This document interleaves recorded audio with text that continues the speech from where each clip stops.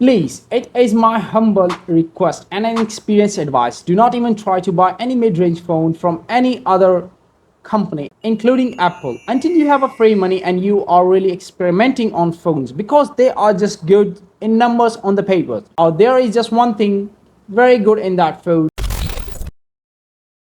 Yes, you read it right. In the title of the video, do not buy any new phones like the one from Apple iPhone 15 series and from S23 series. The simple answer is because if you compare the phone from the previous year phones, that they are just simple and small upgrade and the same price from the last year. Like the one Apple iPhone 14 Pro Max costing you like $1,100 in 2022 and the one iPhone 13 Pro Max in 2021. Same is the case with Samsung S22 Ultra costing you $1,200, but the price for the old phone will not be the same, like not more than 12 months, because after 12 months they will launch a new phone with a bit of some extra virgin olive oil on it and sell you at the same price again and again and charge that they charge for the previous year.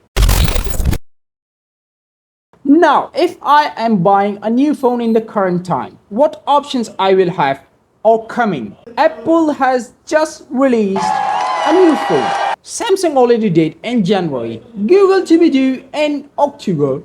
What should I do? Listen carefully. This video is for everyone. No matter what kind of phone or brand phone or loyalty you have with your company's phone, like you are an Apple user, buy the Apple phone, or anyone from Android or Samsung or Google or any Chinese brand you love to use, but the ones that really can pay the price for you for a whole year. Because if you do simple math for the old phone that just came last year and the phone that is just announced or to be announced in the future, you'll find spending less on the phone and getting a higher value for the money that you first earn and then pay to these big corporations. I think that this is confusing for you. Let me just explain.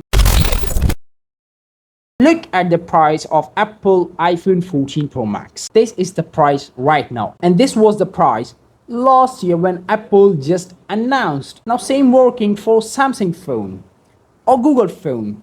This is the price from the last S22 Ultra by Samsung, and this was for the Pixel 7 Pro. If you're watching this video after an announcement of Google Pixel 8 series, and the same calculation for any brand that you love using. So just compare the features, you will really get that they are just a bit different from previous year phone and costing you more. In reality, many of us really don't even need this kind of a super insane camera, like one in Samsung S23 Ultra having 200 megapixel sensor installed on that phone. Or you don't even play that much games in your phones because you already spent tons and tons and tons of dollars for buying PS5. Spending in the manufacturing of a gaming PC. You, including a lot of people, don't even care to have one cable device because you use Apple iPad Pro.